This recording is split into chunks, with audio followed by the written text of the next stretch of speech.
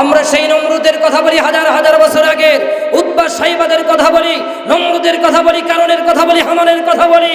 তাদের চরিত্রের সাথে যাদের চরিত্রের মিল আছে তারা মনে করে জনগণের কাছে আমাদের কথাই বলে দেবে। কথা বলেন ঠিক কিনা?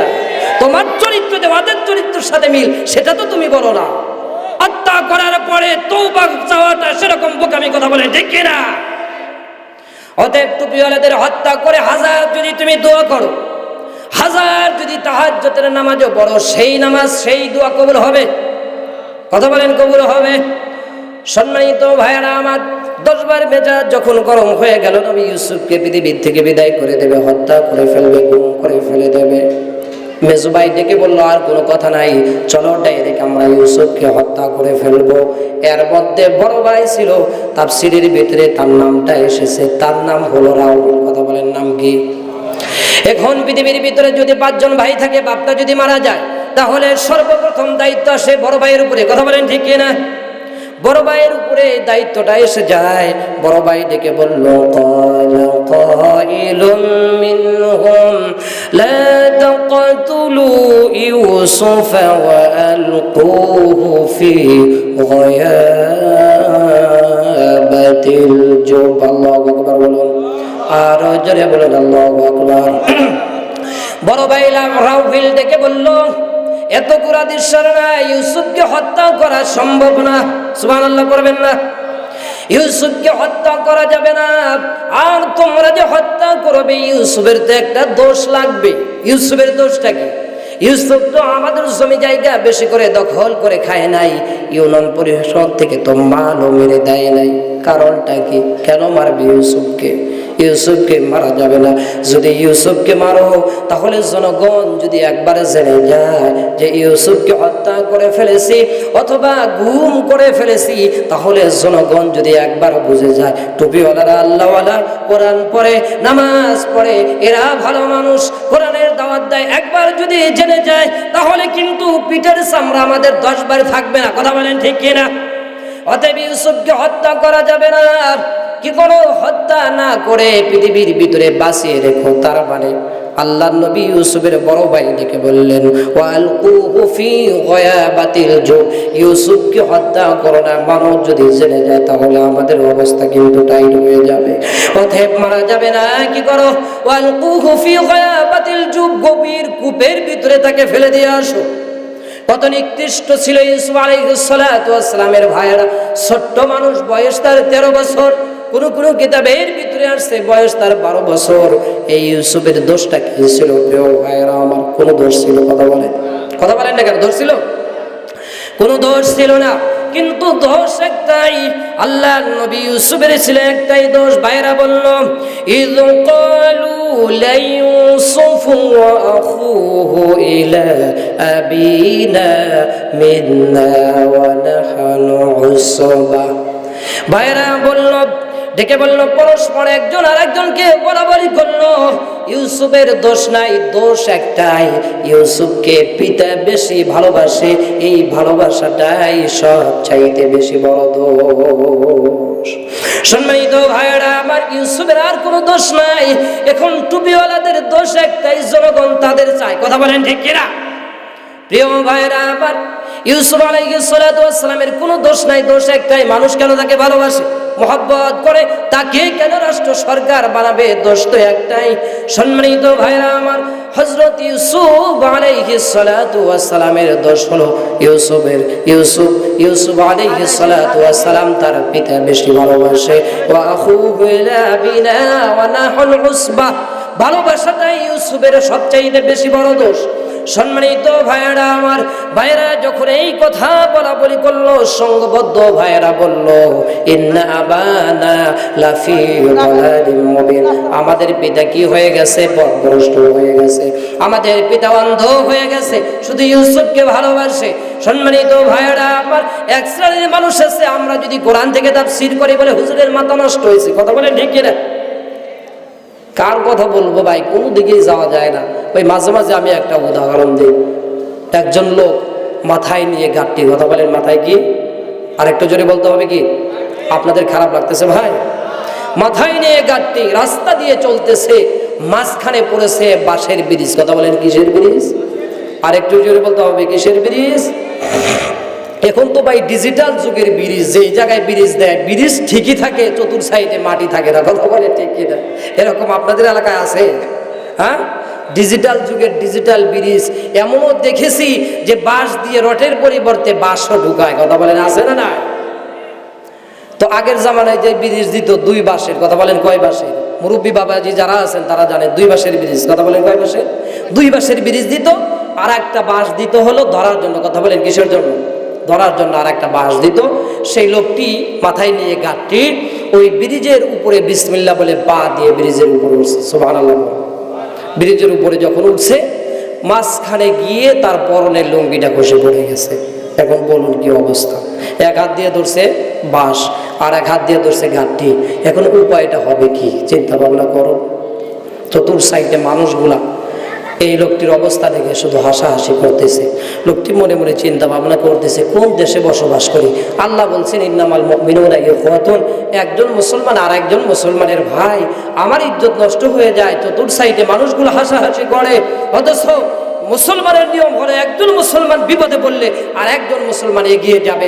আমাদের চরিত্র হলো একজন মুসলমান বিপদে পড়লে তাকে কিভাবে আরো বিপদে ফেলানো যায়, আমরা সেই পরিকল্পনা করি, কথা বলেন ঠিক কি?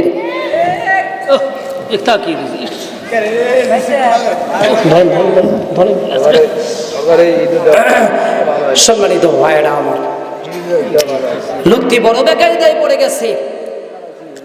সামনে থেকে আসতেছেন একজন হুজুর, সুবহানাল্লাহ বলবেন না? একজন হুজুর আসতেছে। আহারে, আমার মুসলমান ভাইয়ের ইজ্জত নষ্ট হয়ে যায়, এভাবে কি আর বসে থাকা যায়? লোকটি সেই হুজুর এসে সুন্দর করে তার পরনের লুঙ্গিটা পরিয়ে দিয়েছে। লোকটি সহি সালামতে ওই দিন বাড়িতে চলে গেছে। বাড়িতে যাওয়ার পরে দেখে এইভাবে মাহফিল এলাকায়। লোকটি মনে মনে চিন্তা ভাবনা করলো, বাড়িতে বসে না থেকে মাহফিলে যায়, একটা কথাও যদি শুনি তাহলে হয়তো আল্লাহ হেদায়েত দিতে পারে যদি আমল করি। সেই গাট্টিওয়ালা লোক কি করলেন? রাতের বেলায় তিনি সেই মাহফিলে চলে গেলেন। তৃতীয় বক্তা, দ্বিতীয় বক্তা, আলোচনা শেষ। প্রধান বক্তা আসছে। ওই যে বিকেল বেলা যেই পরনে লুঙ্গি হুজুর পরিয়ে দিয়েছিল, ওই হুজুর হলো কি প্রধান বক্তা। খুব চমৎকার আলোচনা করতেছেন, মনোমুগ্ধকর আলোচনা করতেছেন, খুব মনোযোগ সহকারে লোকটির সামনে বসে শুনতেছে। এক পর্যায়ে হুজুর ওয়াজ করতে করতে বলছেন, আমি এখন যার কথা বলবো তার নাম হলো মুসা। কথা বলেন কার নাম? নবী মুসার কথা বলবে।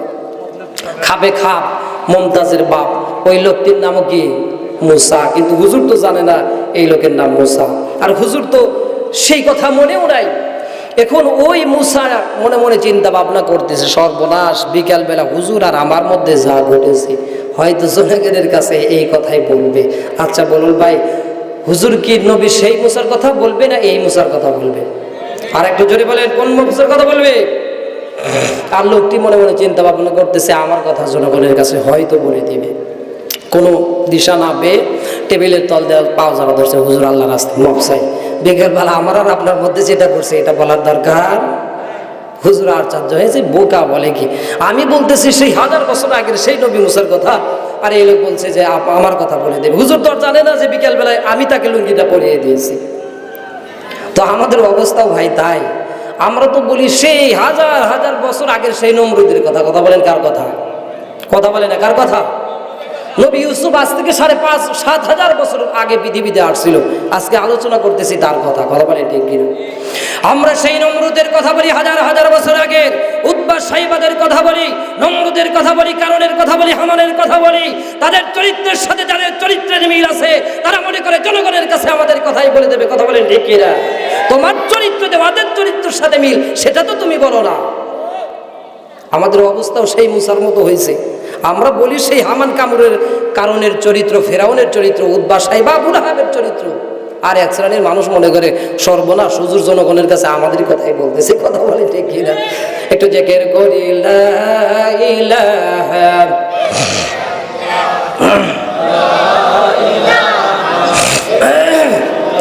আরো জোরে লা ইলাহা, আরো জোরে লা ইলাহা, লা ইলাহা। ডাইনে মাটি বামে মাটি, বলুন ডাইনে মাটি বামে মাটি, মাটির শুধু বিছানা উপর দিকে তাকিয়ে দেখো উপর দিকে তাকিয়ে দেখো তলাই বাঁশের সামানা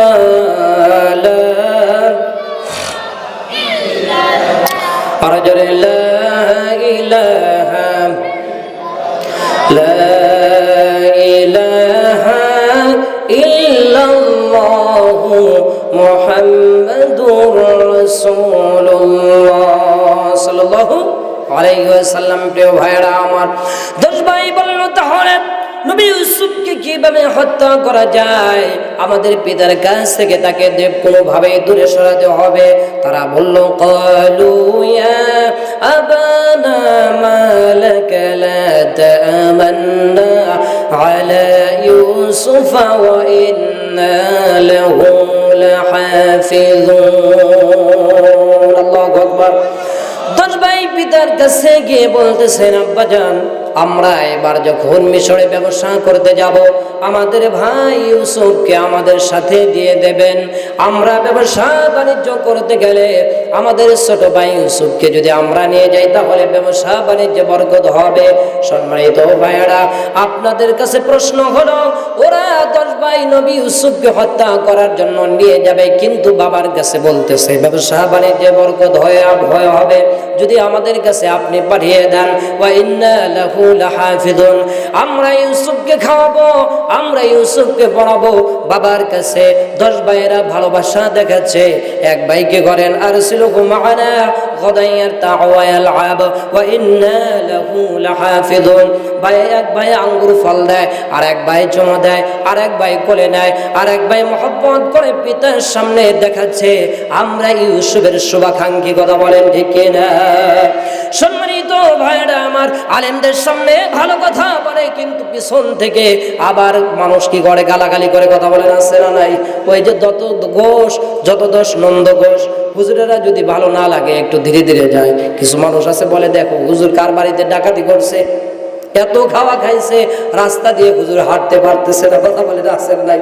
আবার যদি আমরা নামাজের সময় একটু যদি জোরে হেঁটে মসজিদে যাই, কিছু মানুষ বলবে, হুজুর কার বাড়িতে যান, আজকে দাওয়াত মনে হয় আছে, যেই জোরে যাচ্ছে না আপনার। কথা বলেন আছে না নাই? তার মানে যত ঘোষ নন্দ ঘোষ, প্রিয় ভাইরা আমার, আরসিলহু মা'ানা গাদান ইয়ারতা'উ, এক ভাই আপেল দেয়, আর এক ভাই কমলা দেয়, বেদনা দেয়, আঙ্গুর দেয়, ভালোবাসা দেখায়। অথচ নবী ইউসুফরা ইয়াকুব আলাইহিস সালাতু ওয়াস সালামের কাছ থেকে ধোঁকা দিয়া বোকা বানায়া নবী ইউসুফকে ওরা 10 ভাই হত্যা করে ফেলবে। সম্মানিত ভাইরা আমার, আসুন একটু ভালো করে শুনি, মনটাকে নরম করে দেয়। ওরা পিতার কাছে যখন গিয়ে বলল, নবী ইয়াকুব বলল, আগো আমার সন্তানেরা, আমার মন বলে তোমরা ইউসুফকে নিয়ে যখন যাবে, তোমরা যখন দৌড়াদৌড়ি করতে থাকবে, তোমরা যখন বেখেয়াল হয়ে যাবে, আমার মন বলে আমার সন্তানকে নেকড়ে বাগে খেয়ে ফেলবে। 10 ভাই ডেকে বলে, ও আব্বাজান, আমরা এত শক্তিশালী 10 ভাই থাকতে, আমরা সুঠাম দেহের অধিকারী সংঘবদ্ধ 10 ভাই থাকতে কিভাবে নবী ইউসুফ আমাদের ছোট ভাইকে ভাগে খাইয়ে ফেলবে? আমরা তাকে প্রোটেকশন দিয়ে রাখবো, আমরা তাকে কাছে কাছে রাখবো। বাবার কাছে মিথ্যা কথা বলে ধোঁকা দিয়া বোকা বানায়া নবী ইউসুফকে যখন তার পিতার কাছ থেকে নিয়ে গেলেন, সম্মানিত ভাইরা আমার, তাফসীর কারক লেখেন, যখন নবী ইউসুফকে বাড়ির বাহিরে বের করা হলো, নবী ইয়াকুব আলাইহিস সালাতু ওয়াস সালাম আল্লাহর কাছে দোয়া করলেন, আল্লাহ, আমার মন বলে আমার ইউসুফকে ওরা হত্যা করে ফেলবে, আমার মন বলে আমার ইউসুফকে আর আমি কোনোদিন দেখব না। সম্মানিত ভাইরা আমার, মা মরা সন্তানের জন্য সব চাইতে বেশি মহব্বত লাগে। কথা বলেন ঠিক কিনা? পিতা কত কষ্ট করে লালন পালন করেছে, ছোট্টবেলায় তার মা রাহিলা দুনিয়া থেকে ইন্তেকাল করেছেন। নবী ইউসুফ আর বনিয়ামিনকে ইয়াকুব আলাইহিস সালাতু ওয়াস সালাম কাছে কাছে রেখে ভালোবাসেন। সম্মানিত ভাইরা আমার, ওয়া ইন্না লাহু লাহাফিজুন, আল্লাহর কাছে দোয়া করলেন, আল্লাহ, আমার সন্তানকে ওরা 10 ভাই জোর করে যখন নিয়ে গেল, আমি তো বৃদ্ধ মানুষ, আমি ওই ভাইদের সাথে আমার সন্তানদের সাথে পারবো না, অতএব আমি দিয়ে দিলাম, আল্লাহ তুমি হেফাজত করো। ওরা 10 ভাই যখন বাড়ির বাহিরে বের করলো, ইউসুফ ছোট্ট মানুষ, তাদের ইউসুফের উপরে জুলুম নির্যাতন চালানো হলো। প্রিয় ভাইয়েরা আমার, ইউসুফের উপরে জুলুম যখন করা হলো, নির্যাতন যখন করা হলো, বড় ভাই রাউফেলকে ডেকে বলে, ইউসুফ আলাইহিস সালাতু ওয়াস সালাম, ও ভাই, তোমরা বাবার কাছে আমাকে ভালোবাসলে, মহব্বত করলে, অথচ তোমাদের ভিতরে হত্যা করার পরিকল্পনা ছিল এটা তো জানি না, কিন্তু তোমরা বাবার কাছে মিথ্যা কথা কেন বললে? ও ভাই, বড় ভাইকে ডেকে বললো, ভাই 10 ভাই ওরা 9 ভাই আমাকে মারে, তোমার কি ভিতরে মহব্বত আসে না? আমার ছোটবেলায় মা মারা গেছে, তোমার অন্তরের ভিতরে আমার জন্য ভালোবাসা আসে না? বড় ভাই ডেকে বলে, ওরা 9 ভাই একত্রিত হয়ে তোমাকে মারার জন্য পরিকল্পনা করে, আমি 10 ভাইয়ের মধ্যে একজন তো কিছু করতে পারবো না। সম্মানিত ভাইরা আমার, আমাদের দেশের অবস্থাও তাই, হুজুকে বাঙালি একজন একদিকে দৌড়াইলে 10 জন সেই দিকে দৌড়াই, কথা বলেন ঠিক কিনা?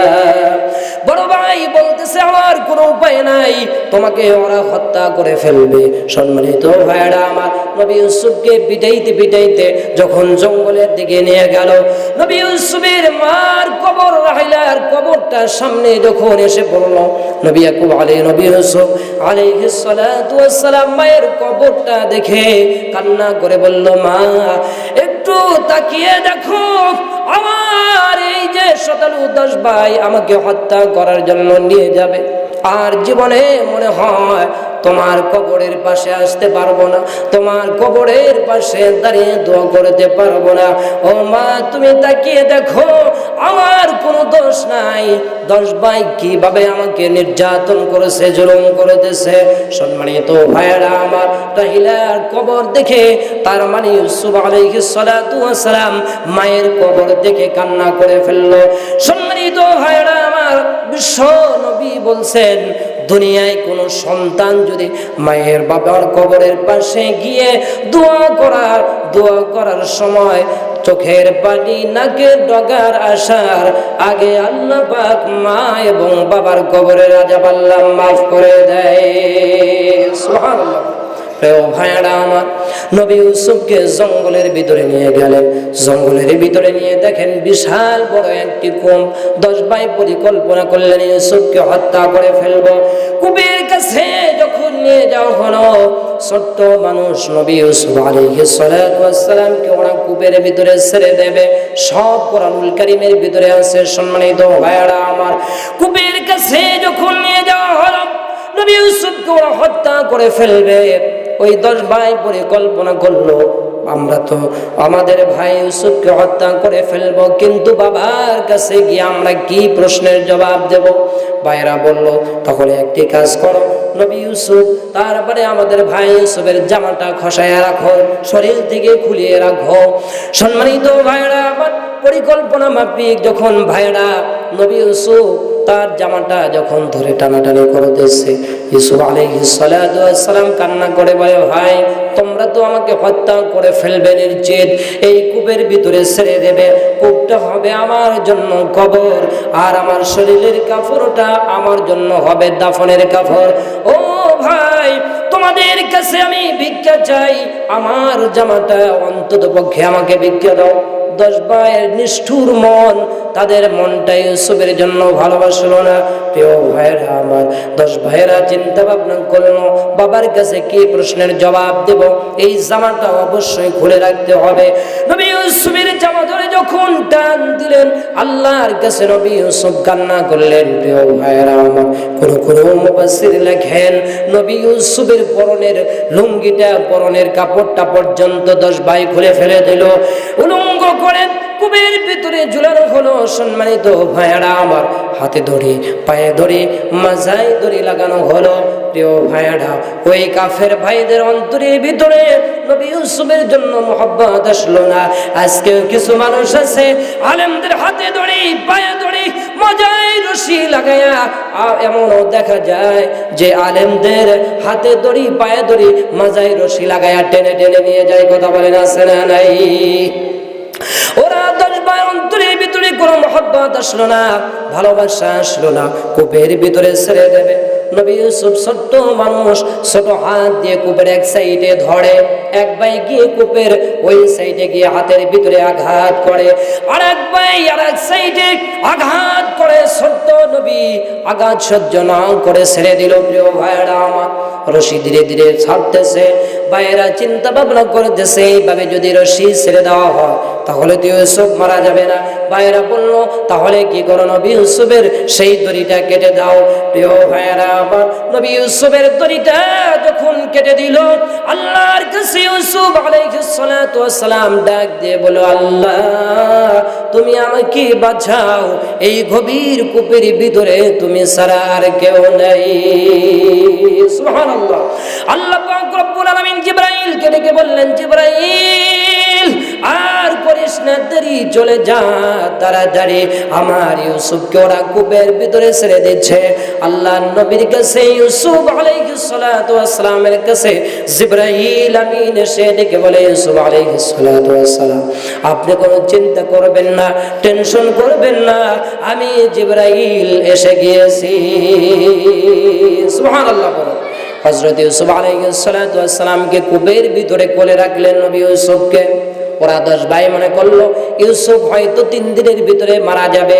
3 দিন পর্যন্ত 10 ভাইয়েরা ঘোরাঘুরি করে কি করতেছে, ওই কূপের চতুর সাইড দিয়ে পাহারা দিচ্ছে যে দড়ি আমরা কেটে দিলাম, যদি নাও মরে 3 দিন পরে না খেয়েও মারা যাবে।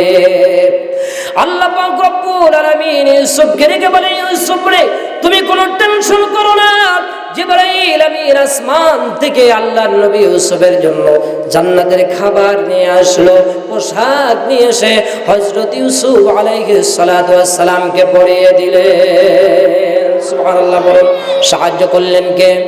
আরেকটু জোরে বলেন, সাহায্য করলেন কে? আল্লাহর উপর ঈমান এনেছিল। আল্লাহ পাক বলেন, ওয়া কানা হাক্কান আলাইনা নাসরুল মুমিনিন। আল্লাহু আকবার বলুন। আল্লাহ পাক রব্বুল আলামিন বলেন, বান্দারে মুমিন হও, মুত্তাকি হও, পরহেজগার হও, আমি আল্লাহর দায়িত্ব হলো তোমাকে আমি কি করব, সাহায্য করব। সুবহানাল্লাহ। প্রিয় ভাইরা আমার, 10 ভাই ওই কূপের চতুর সাইডে 3 দিন পর্যন্ত ঘোরাফেরা করতেছে যাতে করে ইউসুফ বের হতে না পারে। 3 দিন যখন হয়ে গেল, ওই রাস্তা দিয়ে সবই কোরআনের ভিতরে আছে, ওই রাস্তা দিয়ে মিশর থেকে ফিলিস্তিনে একদল বণিক দল ব্যবসা বাণিজ্য করতে গিয়েছিলেন। ওই বণিক দলের ভিতরে একজন লিডার ছিল, সেনাপতি ছিল, তার নাম ছিল মালিক ইবনে ধবর। কথা বলেন, নাম কি ছিল? মালিক ইবনে ধবর। যখন কূপের কাছাকাছি চলে আসলেন, আল্লাহ পাক রব্বুল আলামিন ইউসুফকে কূপের ভিতর থেকে আল্লাহ পাক রব্বুল আলামিন পরিত্রাণ দান করবেন। যখন কূপের কাছাকাছি আসলেন, আল্লাহ পাক রব্বুল আলামিন বণিক দলের সমস্ত মানুষদেরকে পানির পিপাসা লাগাইয়া দিলেন। সুবহানাল্লাহ বলবেন না? যখন কূপের কাছে চলে আসলেন, মুফাসসিরিন কিরাম লেখেন, কূপের কাছাকাছি আসার সঙ্গে সঙ্গে বণিক দলের সকল মানুষের পিপাসা লেগে গেল। সুবহানাল্লাহ। বণিক দলের মানুষেরা ডেকে বলল, ওগো সেনাপতি, আমরা আর বাঁচি না, আমাদের কি পানির ব্যবস্থা করো, আমরা কিন্তু পিপাসায় আমাদের কলিজা শুকিয়ে গিয়েছে, কণ্ঠনালী পর্যন্ত আটকে যাচ্ছে। আল্লাহ পাক রব্বুল আলামিন দেখেন কিভাবে নবী ইউসুফকে ওরা পরিকল্পনা করলো হত্যা করার জন্য। আল্লাহ বলেন, ইউসুফ রে, এটা তোমার জন্য কূপ নয়, এটা হলো তোমাকে রাষ্ট্র সরকার বানাবার জন্য এই কূপ নয়, এটা হলো একটা সুড়ঙ্গ পথ। সুবহানাল্লাহ। প্রিয় ভাইরা আমার, মালিক ইবনে ধবরকে সকলে বলল পানির ব্যবস্থা করো। মালিক ইবনে ধবর বালতি হাতে নিয়ে দৌড় মারলেন জঙ্গলের ভিতরে, কোথায় পানি আছে। খুঁজতে খুঁজতে নবী ইউসুফ আলাইহিস সালাতু ওয়াস সালামকে 10 ভাই যেই কূপের ভিতরে ছেড়ে দিয়েছে, সেই কূপটা মালিক ইবনে ধবর পেয়ে গেলেন। মনে মনে চিন্তা ভাবনা করলেন, হয়তো এই কূপের ভিতরে পানি আছে। কূপের ভিতরে বালতিতে রশি লাগায়া মালিক ইবনে ধবর যখন ধীরে ধীরে বালতিটা ছেড়ে দিচ্ছেন, আল্লাহ পাক রব্বুল আলামিন জিবরাইলকে ডেকে বলে, জিবরাইল, মালিক ইবনে ধবর যখন যখন বালতিটা কূপের ভিতরে দিচ্ছে, কূপের কাছাকাছি যখন চলে আসবে, আর দেরি করবি না, আমার নবী ইউসুফকে মালিক ইবনে ধবরের বালতির ভিতরে তুলে দেবে। সুবহানাল্লাহ, সুবহানাল্লাহ। প্রিয় ভাইরা আমার, মালিক ইবনে ধবর যখন বালতিটা কূপের ভিতরে ধীরে ধীরে ছাড়লেন, যখন নবী ইউসুফের কাছে চলে গেলেন, ওই বালতির ভিতরে জিবরাইল সুন্দর করে নবী ইউসুফকে তুলে দিলেন। ছোট্ট মানুষ মালিক ইবনে ধবর যখন বালতিটা টানতেছে, চিন্তা ভাবনা করতেছে এত ভার কেন? এই বালতির ভিতরে যতটুকু পানি আসার কথা, এতটুকু ভার তো হওয়ার কথা না। মালিক ইবনে ধবর মনে মনে চিন্তা ভাবনা করতেছে বালতির ভিতরে কি আছে। যখন বালতিটা ধীরে ধীরে তুলতেছেন, একেবারে যখন হাতের কাছে আসলো, মালিক ইবনে ধবর তাকিয়ে দেখলো বালতির ভিতরে পানি দেখা যায় না। বালতির ভিতরে মনে হচ্ছে পূর্ণিমার চাঁদ এসে বালতির ভিতরে হাজির হয়ে গেছে। সুবহানাল্লাহ, সুবহানাল্লাহ। মালিক ইবনে ধবর চিন্তা ভাবনা করলেন, হায় হায় সর্বনাশ, আমরা মিশরে আমরা ব্যবসা বাণিজ্য করি, ফিলিস্তিনে ব্যবসা বাণিজ্য করি, কত গোলাম কেনা বেচা করি, কিন্তু পৃথিবীর ভিতরে এত সুন্দর গোলাম, এত সুন্দর চেহারার মানুষ আমার জীবনে আর কোনোদিন দেখি নাই। সুবহানাল্লাহ। আল্লাহ নবী বলছেন, আমার পরে সবচাইতে বেশি সুন্দর চেহারা ছিলেন আমার ভাই ইউসুফের। তারপরে নবীর চেহারার চাইতে আল্লাহ নবী বলছেন, আমার চেহারার পরে যার চেহারা পৃথিবীর ভিতরে সুন্দর, তার নাম হলো আমার ভাই হযরত ইউসুফ আলাইহিস সালাতু ওয়াস সালাম। সুবহানাল্লাহ বলুন।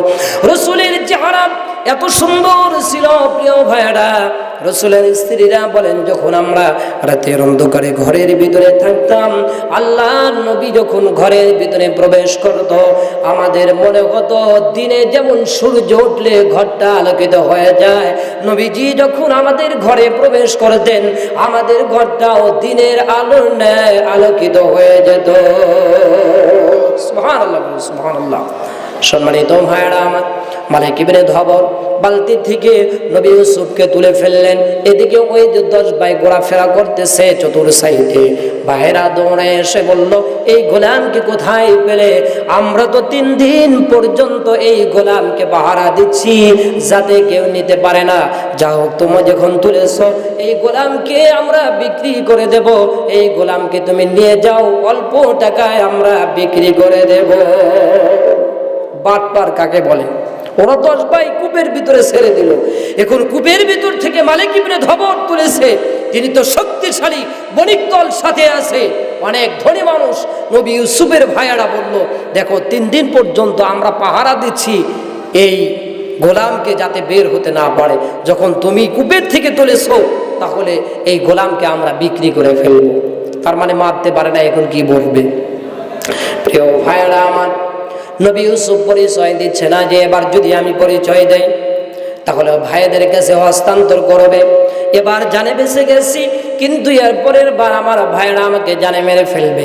আবার ভাইরা পরিচয় দিচ্ছে না, যে আমরা যদি পরিচয় দেই তাহলে সব কথা জনগণের কাছে বলে দেবে, আমার পিতার কাছে বলে দেবে। সম্মানিত ভাইরা আমার, এভাবে করে নবী ইউসুফকে নবী ইউসুফকে মালিক ইবনে ধবরের কাছে যখন বিক্রি করে দিলেন, অল্প টাকা, সামানাও কলিলা, অল্প টাকায় যখন বিক্রি করে দিলেন, সম্মানিত ভাইয়ারা আমার, মালিক ইবনে ধবর যখন নিয়ে যাইতে লাগলেন, এদিকে সন্ধ্যা ঘনিয়ে আসলো। বাবার কাছে 10 ভাই অভিনয় করে কান্না করতে করতে বাবার কাছে চলে গেলেন।